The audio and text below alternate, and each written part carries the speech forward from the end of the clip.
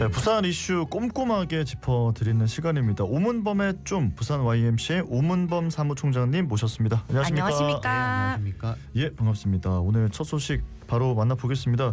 북항 관련 내용부터 좀 알아보려고 하는데요. 해수부 부산 이전 추진과 함께 다시 주목을 받고 있는 곳이 바로 북항입니다. 네, 1단계 사업부터 풀어야 할 과제가 많지 않습니까? 북항 재개발 전체 내용부터 좀 살펴보고 싶습니다. 네, 하도 뭐 북한 재개발 이야기는 시민분들이 많이 들어보셔가지고 네. 아마 좀 익숙한 단어일 텐데요. 사실 이제 또 친수공간 조성이 돼 있지 않습니까? 그렇죠. 아마 친수공간에 많은 분들이 또 방문해 보셨을 거고 또 항만터미널, 국제항만터미널도 여객터미널도 아마 이용해 보신 분들이 꽤 있을 것 같습니다. 예. 북항의 야경은 부산의 또 다른 야경 맛집으로 이제 또 주목을 많이 받고 있는 그런 지역이 북항 재개발 지역인데요.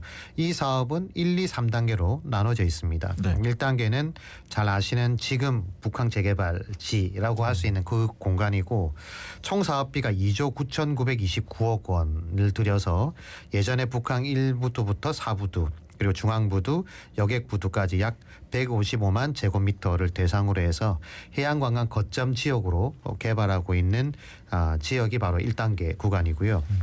2단계 사업은 총 사업비가 훨씬 더 큽니다. 6조 636억 원, 4조, 그러니까 4조 원이 조금 넘는 금액이고요. 항만, 원도심, 또 철도를 통합 개발해서 신해양 산업 중심지로 육성하는 대형 프로젝트가 되겠습니다. 범위를 보게 되면 좌성대부두 또 좌천동 일대 또 범일동 그리고 부산역과 진역 일원으로 약 228만 제곱미터고요. 그리고 3단계는 남구, 영도구까지 이제 범위가 훨씬 더 넓어집니다. 예. 그래서 신선대부두까지 쭉 이렇게 연결되는데 부지도 약 544만 3만 제곱미터를 대상으로 하고요. 일단 부산시가 개발 구성에 대한 수립 용역을 현재 진행 중에 있고 2030년부터 현재 계획상으로는 시작하는 걸로 이렇게 돼 있습니다. 예. 지금 범위나 예산만 들어도 엄청난 사업인데 1단계 사업은 이 사실 우여곡절이 좀 많았지 않습니까? 그렇죠. 이게 북항 재개발 사업이 이제 그 노부두에 대한 상징적인 우리나라 최초의 이제 그 항만 재개발 사업일 뿐만 아니라 또 친수 공간으로서의 의미도 굉장히 컸던 것이거든요. 예. 그러니까 이걸 처음 시작할 때 결정했던 분이 노무현 전 대통령이신데 그때 당시에 이제 북항 재개발 사업을 추진하면서 아니 100년 이상을 시민들이 접근도 못했던 그런 곳인데 시민들이 슬리퍼 신고 다닐 수 있는 편한 공간으로 돌려드려야 되지 않냐.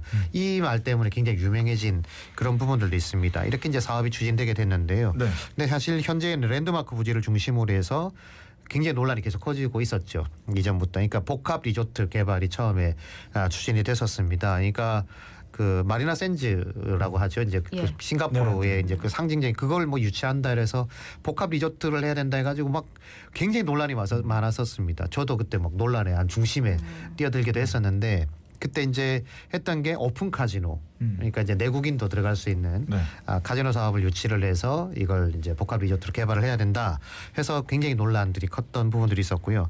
그러다가 이제 서병수 시장이 부임을 하면서 2030년 엑스포를 원래는 이제 낙동강 일원에서 하려고 했었거든요. 근데 네. 그거를 북항으로 가져와서 이제 북항 일대로 2030 월드 엑스포를 유치하겠다라고 해서 이게 이제 2023년 연말에 그 실패하기 전까지는 사실 북한 지역이 엑스포의 이제 개최지로 또 주목을 굉장히 많이 받았던 그런 또 공간이기도 하죠.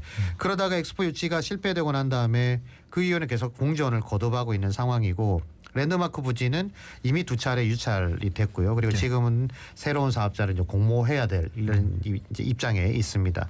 2단계 사업 부지도 마찬가지인데 2단계 사업 시행자는 지금 부산시 컨소시엄으로 결정이 되어 있거든요. 그런데 역시 엑스포 유치와 함께 청사진을 마련을 했다가 지금 1단계 사업과 마찬가지로 이제 재정 마련을 어떻게 할 것인지 그리고 어떤 재개발 디자인을 가져갈 것인가에 대한 약간의 혼란을 겪고 있는 그런 상황이 있고요.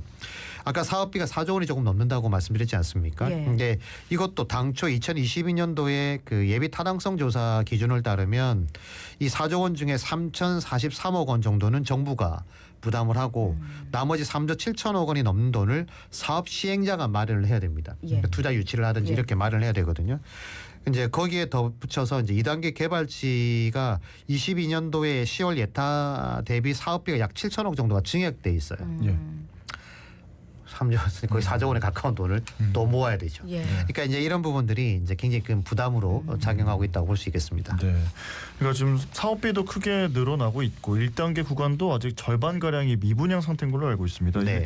이런 상황에서 2단계 사업이 과연 정상 추진될 수 있나 이런 의문이 아마 뭐 부산 시민분들이라면 다 갖고 계시는 의문일 것 같은데 1단계 구간도 지금 여러 사업들의 추진이 지지부진하지 않습니까?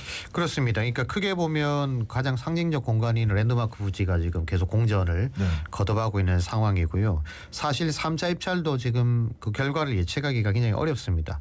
여기다가 내년 연말 완공을 목표로 하고 있는 오페라하우스 뭐 공사는 진행 중에 있습니다만 추가 공사비 약 800억 원을 이제 누가 부담할 거냐도 아직 안개 속에 머물고 있는 그런 상황이거든요. 네. 여기에 이제 트램이나 이제 공공 콘텐츠 사업도 계속돼야 되는데 이것도 계속 지연이 되고 있어서 사실 내년 연말까지 이게 완공이 돼야 되는 1단계로 완공이 돼야 되는데 그게 결국은 뭐 어렵다 이렇게 볼 수 있을 것 같고요. 현재 정상 운영되고 있는 건 국제여객 터미널 그리고 북한 마리나 시설 여기에 이제 일부 친수 공간 정도만 지금 이제 정상 운영되고 있는데 그래서 가보면 야간에는 야간 조명 때문에 이게 좀 환해 보이긴 합니다만 사실 낮에 가보면 되게 썰렁해요. 그렇죠. 예. 예, 가보면 굉장히 이거 언제 되지? 뭐 이런 생각이 좀 되는 부분들도 있고요.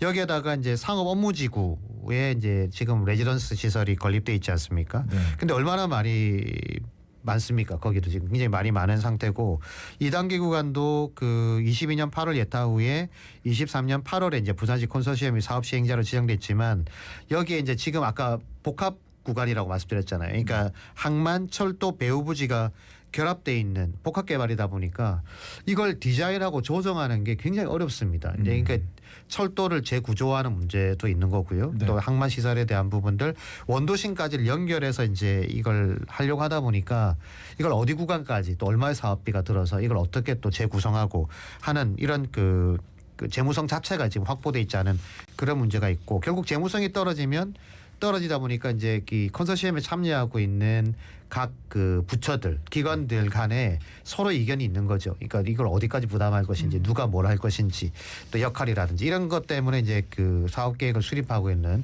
단계에서부터 난항을 겪고 있다 이렇게 볼 수 있겠습니다. 예. 네. 사실 북항 재개발 사업하면 엑스포와 D 구역이지요. 네. 이 상업 업무 지역 내 생활용 숙박 시설이 건립되면서 논란이 참 많았고요. 결국 D-3구역은 법적 처벌까지 받게 되지 않았습니까? 그러니까 이게 북한 재개발 인허가 비리 사건으로 기소만 15명이 됐었고요. 그리고 6명이 구속이 되었습니다. 구속된 분들 보게 되면 뭐 부산항만공사 재개발 사업부 전 간부라든지 시행사 대표, 브로커도 또 끼어 있죠. 예. 검찰 발표 내용을 보게 되면 좀 기가 막힌데 이 D3구역 공개 경쟁 입찰에 이 항만공사 전 간부 등이 공모 지침서 예. 그리고 입찰에 할 심사평가위원 후보 명단을 유출을 했었고 예. 입찰할 때는 이제 관광 숙박시설 일종의 호텔 시설을 이제 짓겠다고 하고는 입찰 후에 부산시에 공문을 보낼 때는 이제 허위로 생활형 숙박시설로 허가가 낙찰이 된 것처럼 허위 문서를 꾸며가지고 이제 건축 허가를 받게 된 겁니다. 네. 결국 이 사건으로 뇌물을 수수한 항만공사 정간부 사망을 했고요. 또 브로커는 중간에서 무려 150억 원을 이렇게 받아서 아주 한마디로 기가 차는 이런 사업이 이제 사건이 벌어지게 된 건데 이 상업 업무지구는 항만공사가 지구별 계획에 보면요 명도를 명확하게 밝히고 있습니다. 네. 북한 항만지구의 상업 업무 기능을 보완한다. 또 자성대 부두의 국제 상업, 국제 교류 업무 기능을 연계한다. 그리고 부산 역세권과 연계된 비즈니스 공간을 제공한다. 이렇게 돼 있거든요. 예. 근데 지금 이미 건설돼 있는 그 생활형 숙박시설 2군데 그리고 D3구역에 또 건립될 그 생활형 숙박시설 이게 이 목적하고 맞습니까? 들어보시면 전혀 안 맞는 예. 내용들이잖아요. 그러니까 결과적으로 처음부터 잘못된 단추를 끼워가지고 결국 중요한 상업 공간이 돼야 될 부지부터 거주와 투자 목적으로 변질돼 버리다 보니까 결국 비리로 얼룩진 그런 사업으로 이제 기록이 된 거고 지금도 뜬금없는 건물로 지금 우뚝 솟아 있는 그런 좀 볼성사나운 그런 건물로 되고 있는 것이죠. 네. 자, 이렇게 문제도 많고 탈도 많지만 사실 북항 재개발이 어떻게 되느냐에 따라서 부산도 정말 좀 좌지우지가 많이 될 것이다 이런 생각을 하게 되는데요. 앞으로 과제 어떤 것들이 있다고 보십니까? 최근에 이제 그 한국해양수산개발원이죠. KMI에서 이제 그 항만 재개발 사업 공공성 강화 방안을 제시한 내용이 좀 있습니다. 예. 그러니까 근데 매우 원칙적인 이야기이긴 한데 되게 좀 귀담아 또 들어볼 그럴 내용이 포함되어 있거든요. 그러니까 항만 재개발 사업은 단순히 항만 기능을 조정하는 게 아니다. 그러니까 북항에 조성돼 있던 그 컨테이너 부두 이 부분을 신항으로 옮겨서 그냥 이걸 두 그릇으로 나누는 이런 사업이 아니라는 거죠.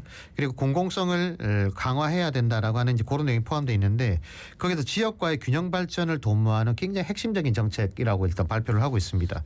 그리고 4가지 원칙을 거기에다가 제시를 하고 있는데요. 그 4가지 원칙을 한번 살펴보면 이 사전 협상 제도 도입을 통해서 공공 기여를 할 수 있는 이 메커니즘을 마련한 게 굉장히 중요하다. 이런 걸 하나 지적을 했고 또 주민 의견을 수렴하는 절차 강화를 통해서 공공시설 도입의 정당성을 확보할 필요가 있다라고 하는 게 이제 두 번째고요.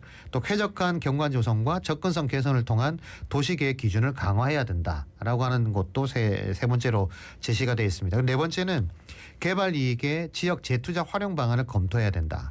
이렇게 얘기하고 있거든요. 네. 그러니까 이 4가지를 가만히 살펴보시면 사전 협상 제도는 사실 지금도 지금 도입하고 있지 않습니까? 부산에도 몇 군데 도입을 해서 이 공공 기여 방안을 어떻게 할 것이냐라고 하는 내용들을 굉장히 얘기하고 있는데 이것도 부족해서 논란이 되고 있지 않습니까? 근데 이걸 그 북한 재개발 같은 면적도 넓고 워낙 대규모 사업 투자다 보니까 이 사전 협상 제도를 잘 활용하면 정말로 부산시가 돈을 들이지 않고도 아니면 방방공사가 돈을 들이지 않고도 이 사업을 추진할 수 있는 자금이 이제 마련될 수 있는 거죠. 그래서 그런 부분들에 대한 메커니즘을 잘 만드는 거 정말 필요한 부분이고 또 하나가 아까 이제 의견 수렴 절차를 강화해야 된다고 했는데 이 부분도 사실 주민들이 어떤 의견을 내느냐 또 시민사회가 어떤 의견을 내느냐 사실 이런 부분들은 논의를 많이 해왔거든요. 해왔는데 실제 저희가 제시했던 내용들이 제대로 반영됐냐 그렇지 않단 말이죠. 그러니까 이런 절차와 프로세스를 잘 거치게 되면 결과적으로는 집단지성이 발휘되는 거잖아요. 그렇게 됐을 때 훨씬 더 좋은 아이디어와 내용들이 이제 포함될 수 있다라고 하는 그런 부분이 있고 접근성 문제도 얘기하고 있는데 이 접근성 문제도 지금 북한 재개발의 사실 제일 난제가 뭐냐면요. 접근성이에요.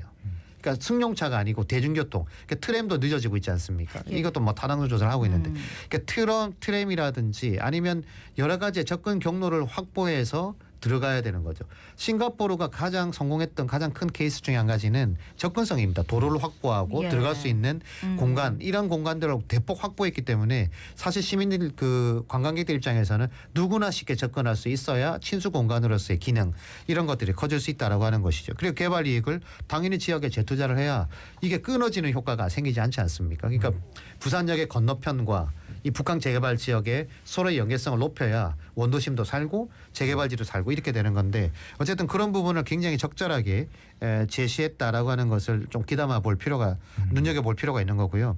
그리고 이제 그런데 지금 북한 재개발의 내용을 보면 이런 제시된 내용을 충분히 감안하고 있지 못하다. 예. 적용이 되고 있지 못하다라고 하는 거고 예. 그런 부분에서 부산시가 아까 말씀드렸던 것처럼 재개발을 통해서 얻는 공공 기여량을 잘 산출해서 이익을 지역에 재투자할 수 있는 이런 부분들을 마련해 나가는 것들이 굉장히 좀 중요하다라고 생각되는 부분들이고요. 어쨌든 이런 그 시민들의 의견들을 지금이라도 더 적극적으로 좀 수용을 해서 시민들이 관심 가지고 참여하고 함께 만들 수 있는 그런 그 항만 재개발 사업이 돼야 되지 않을까 이런 말씀을 좀 드리고 싶습니다. 예, 그런 측면에서 해수부 이전이 가져올 북항 재개발을 비롯해서 해양 수도 부산에 대한 비전 마련이 상당히 중요하지 않겠습니까? 그래서 이제 이 해수부 부산 이전의 문제를 어떻게 보면 해양 수도 부산을 위한 저는 마지막 기회. 아마 저뿐만 아닐 겁니다. 모든 분들이 그렇게 생각을 하실 텐데요. 그래서 단순히 해수부의 부처 이전뿐만 아니라 향후 이제 해양 관련되는 공공기관들 추가 이전하는 문제, 해사법원이 설립하는 문제, 또 HM인과 같은 이 해운 기업들을 부산으로 가져오는 문제, 이런 문제들이 굉장히 좀 중요한 부분이라고 볼 수 있는 것이죠. 지금 해수부 산하 공공기관들이 내려와 있거든요. 한 5군데 정도가 내려와 있는데 이게 영도에 위치해 있습니다. 근데 시민들이 잘 모르시잖아요. 근데 이걸 이제 북한 1단계 구간은 어쨌든 물론 영도 재개발은 이 3단계 구간과 연결되어 있습니다만 1단계 구간과도 굉장히 접근성이 높으니까 연관성이 높으니까 여기에 이런 부분들을 잘 만들어서 연계시키는 게 굉장히 중요한데 그래서 저는 이런 제안을 드리고 싶어요. 그러니까 이전 기관들을 아마도 해수부도 그런 생각을 하고 있을 겁니다. 해수부의 이전 부재를 북한으로 아마 저는 뭐 염두에 두고 있지 않을까 이렇게 생각을 하는데요.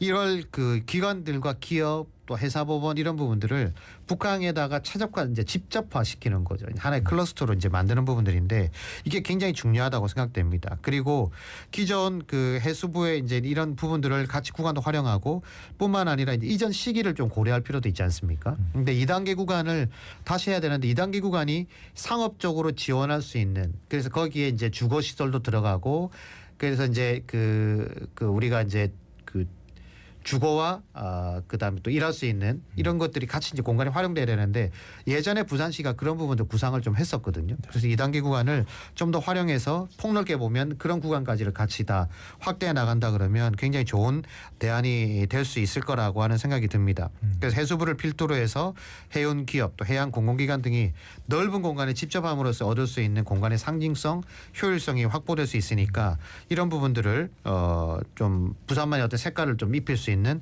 그런 공간으로 만들 수 있다면 굉장히 좋을 것 같고 부산 시민들도 이런 문제에 대해서 굉장히 관심과 예. 지지와 응원을 같이 보내주셔야 된다. 그래야만 아마 지금 단계에서는 이렇게 힘을 모으는 것들이 아마 또 개발할 수 있는 또 정부가 투자할 수 있는 그런 여건을 만드는데도 뭐 필요해 보인다고 생각됩니다. 네, 저 오늘 첫 이슈로 북항 재개발 짚어봤고요. 다음으로 살펴볼 내용이 부산 을숙도대교와 산성터널 출퇴근 시간대에 전면 무료화하겠다라는 발표가 있었습니다. 박형준 시장이 올 11월부터 이렇게 진행을 하겠다고 얘기를 했는데 뭐 반가우면서도 좀 갑작스럽다는 생각이 드시는 분들도 많았을 것 같아요. 예, 일단 그 기준을 보니까요. 그 대중교통 접근성은 떨어지고 또 대체도로가 좀 부족한 두 터널이 이제 을숙도 대교 예. 그리고 이제 산성 터널 이렇게 얘기를 해서 11월 3일 정도 3일인가요? 그때부터 아마 이제 시행될 걸로 이제 예정이 되고 있는데 보면 출퇴근 시간대 각 3시간씩 그러니까 출퇴근 시간은 6시부터 9시 그리고 퇴근 시간 5시부터 8시 이렇게 해서 각각 해서 하루에 6시간을 무료화하겠다 이렇게 이제 시행 계획을 발표를 했습니다. 통행료 부담이 큰 특히 이쪽 도로를 많이 이용하시고 계시는 그런 시민들 입장에서는 굉장히 반길만한 내용인 건 분명한 거죠. 굉장히 예. 반길만한 내용이고요. 또한 이제 반길만한 내용입니다만 대신 이제 손실 보전을 민간 사업자에게 해야 되지 않습니까? 요금을 그렇지. 감면해 주는 거니까. 예. 네. 근데 이제 요걸 보니까요. 시안은 이렇게 계산을 하고 있더라고요. 이 두 터널에 대한 보전금으로 연간 한 125억 원 정도가 필요하다 예. 이렇게 예상을 하고 있고 또 거가대교를 제외하고 이 두 터널 제외하면 이제 4개 정도 터널이 있는데 예. 이것까지를 다 포함해 가지고 출퇴근 시간대 무료화도 곧 추진한다고 같이 발표를 했습니다. 그래서 예. 이렇게 되면 연간 360억 원 정도가 이제 들 거다 이렇게 추산을 하고 있더라고요. 그래서 박형준 시장이나 또 부산시에서는 시민들을 위한 정책이다. 필요한 정책이다 이렇게 밝히고는 있는데 네. 뭐 제가 볼 때는 아무래도 내년 지방선거 좀 지지율도 좀 예. 박빙이고 이러다 보니까 그런 것을 의식한 정책 행보다 이렇게 하는 소리까지 외면하기는 어려워 보입니다. 예. 결국 핵심은 재원 마련 방안이 될 텐데 박형준 시장은 대중교통 체계 혁신을 통해서 재원도 마련하고 기본적인 도로 사용 권리를 시민에게 돌려주겠다. 요래 말했는데 이 말의 의미가 좀 헷갈립니다. 저도 이 말 듣고요. 저 사실 보도자를 다 봤거든요. 예. 보고 내용을 좀 다 봤는데 저 말이 무슨 뜻이지 해서 솔직히 궁금하게 좀 들었어요. 왜냐하니까 정책이 충돌이 나요. 저 말 속에 나와 있는 정책 그렇죠, 충돌이 그렇죠. 나는데 예. 부산시가 전통적으로 대중교통 중심 도시를 표방해 왔단 말이죠. 그러니까 예. 대중교통 중심 도시로 누구나 편리하게 관광객들도 편리하고 시민들도 편리하게 했다 이렇게 얘기를 했는데 그런 정책 방향이 꾸준하게 이어져 왔는데 갑자기 이제 시민들의 반대에도 그래서 BRT도 그런 측면을 센 거잖아요. 그러니까 예. BRT에 대해서 사람들이 여러 가지 얘기를 하는데 BRT는 사실 승용차 이용하는 분들을 불편하게 만드는 겁니다. 그렇죠. 그 수요 관리 정책이거든요. 다 불편하게 만들어서 대중교통을 이용할 수 있도록 이렇게 만들어주는 그런 대표적인 정책인데 그래서 대중교통의 이동성과 편리성을 높이는 그런 정책을 펴왔단 말이죠. 근데 유료 도로에 대해서 일부 무료화를 하는 것이 시민들의 도로 사용권을 돌려드리는 거다 이렇게 표현을 했습니다. 뭐 좀 좋게 해석하면 도로를 만들어 놨으니까 도로를 이용할 수 있는 시민들이 쉽게 이용할 수 있도록 만들어 드리는 거다라고 하는 관점에서 그런 표현을 얘기하지 않았나라고 싶은데요. 근데 이 재원을 아까 125억 원이 든다고 했잖아요. 근데 이 재원 어디서 마련하느냐? 지금 대중교통에 그러니까 버스와 지하철 같은 데 들어가는 그 시 재원적 지원금이 한 7, 8천억이 넘거든요. 예. 근데 이제 그 돈을 어쨌든 대중교통 혁신을 통해서 중공정제 혁신을 통해서 이 재원을 마련하겠다라고 기자회견에서 얘기를 했단 말이죠. 이 말은 또 어떤 의미가 있는 것이냐. 그러니까 개인적으로는 두 마리 토끼를 다 잡고 싶은 거예요. 그러니까 중공정 혁신도 하고 대중교통 혁신을 통해서 지원금을 줄인다. 이렇게 되는 건데 그 지금 들어가는 7, 8천억에 대한 여러 가지 오해들이 있을 수 있는데요. 일단 버스에 한 3천억 정도가 들어갑니다. 굉장히 많은 돈이죠. 근데 이 3천억에는 우리가 이제 환승 손실금이라는 게 있잖아요. 네. 그러니까 이제 환승할 때 우리가 무료로 이용하다 보니까 그 뭐 수단 간에 200원을 더 냅니다만 버스 간에는 이제 무료로 이용하잖아요. 원래 돈을 내야 되는 건데 돈을 내지 않으니까 거기 손실금을 보전해 줍니다. 이게 한 300억 정도 될 거예요. 1,500억 정도 될 거예요. 거기 돈이 있고 그다음에 이제 정책 노선이라는 게 있죠. 그러니까 돈이 안 되는 노선에 중공진을 통해서 들어가는 노선. 여기도 제가 알기로는 한 1,000억 가까운 돈이 들어가는 걸로 알고 있습니다. 그러면 나머지 이제 그 적자가 나는 부분, 요금 인상하지 않아서 되는 적자 부분, 그 돈이 이제 또 한 7, 800억 정도가 들어가는 거죠. 그 돈이 한 3천억 정도 되는 거거든요. 그러니까 이게 그 단순히 그냥 적자가 나서 한다기보다는 정책에 의해서 실현되는 적자 보전을 해주는 거란 말이죠. 저기 도시철도도 마찬가지입니다. 도시철도도 지금 65세 무료 이용하는 것 때문에 그게 또 1,몇백억 원이에요. 그러니까 그런 비용을 다 계산해 보면 사실은 줄일 수 있는데 한계가 있다는 겁니다.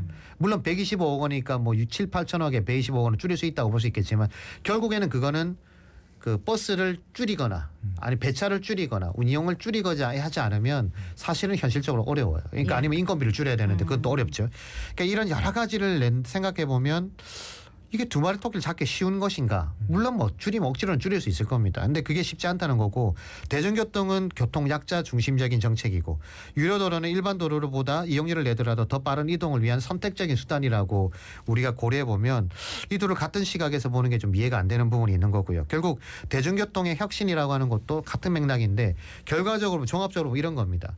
요금 무료도로 무료화해 주는 거 환영하는 거다. 그러나 이 부분들은 여러 정책들을 동시에 다 놓고 재정의 한계가 있으니까 재정의 규모를 놓고 이걸 종합적으로 보고 판단해서 유료도로의 부담도 줄이면서도 대중교통의 효율성을 높일 수 있는 방법이 무엇인지 이걸 종합적으로 분석해서 판단을 해야 되는데 이 교통정책의 종합적인 디자인 없이 즉흥적으로 나온 것 아니냐. 그래서 시민들이 좋아할 만한 내용만 그냥 던지면 시민은 좋아할 수 있으니까. 그러나 그 이면에 깔려 있는 부분들은 꼬여 있는 실타를 어떻게 풀 거냐라고 하는 것들은 굉장한 고민이 필요한 부분이다. 이렇게 말씀드릴 수 있는 거죠. 네. 예. 자, 이렇게 해서 두 번째 이슈로 살펴봤고 저희 시간이 좀 남아서 하나 더 살펴보겠습니다. 지난 주말에 국제 드론 페스티벌이 있었습니다. 이게 국내 최대 규모라고 이야기를 했고 최초의 국제 경연 드론 행사라고 홍보를 했었는데 행사 도중에 갑작스럽게 종료가 되면서 좀 망신살을 샀다라는 이야기가 있거든요. 이 부분 좀 짚어볼까요? 좀 부끄러운 내용인데요. 사실 충분히 예측될 수 있는 네. 거였거든요. 근데 그걸 안이하게 준비했다가 시민은 물론이고 또 참가국들에게 굉장히 좀 부끄러움만 남기는 그런 행사가 돼버렸는데 일본, 중국, 미국 등이 참가한 국제 행사였습니다. 근데 GPS 통신장애로 일본 팀이 첫 공연을 하고 난 다음에 중국 팀 공연하다 갑자기 중단이 되었고 미국 팀은 아예 공연도 하지 못했습니다. 그래서 이제 우수 공연 팀들을 뽑는 현장 투표가 예상돼 있었는데 이것도 다 취소가 된 거죠. 행사 시작도 당초보다 25분 가량 늦었고 근데 앞에 행사가 늦어지면 재즈 공연이 있었다는데 그게 늦어지면서 이제 25분 딜레이가 된 거고요. 행사 지연에 대한 별도 안내도 없었고 시민이 약 5천 명 정도가 참가를 했다고 하는데 영문도 모른 채 대기했다가 또 늦게 시작된 공연도 중간에 중단돼 버리고 망신살도 이런 망신살은 없다. 예. 국제행사를 어떻게 이렇게 합니까? 그러니까요. 근데 이래 오류가 생긴 이유를 보니까 출항하던 선박에서 강한 전파가 송출되면서 행사가 중단됐다고 하던데 이런 부실한 국제 행사가 가능한 겁니까? 가능하다고 생각하세요? 안 가능하지. 예. 드론 5천 대가 투입된 네. 행사라 그래요. 그러니까 굉장히 관람객도 많이 모이고 뭐 엄청나게 홍보를 했단 말이죠. 근데 드론은 GPS에 민감할 수밖에 없잖아요. 그러니까 GPS의 전파 문제가 핵심일 수밖에 없는데 시 관계자가 이런 얘기를 했습니다. 앞에 공연이 늦어질 것도 또 선박 이제 이 행사 중간에 선박이 출항하는 것도 예측하지 못했다. 파악하지 못했다.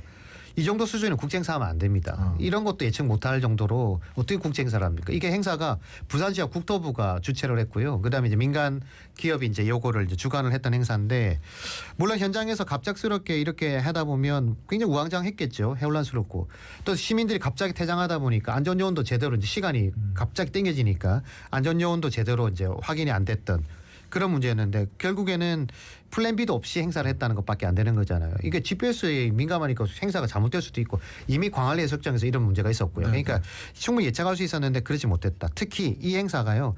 부산시가 대표 축제 행사들을 다 모아가지고 페스티벌 10월이라고 하는 통합 브랜드를 만들어서 만든 그런 행사라고 하는데 결국 이 정도 수준으로 통합 브랜드 행사를 왜 했는지도 의문이 됩니다.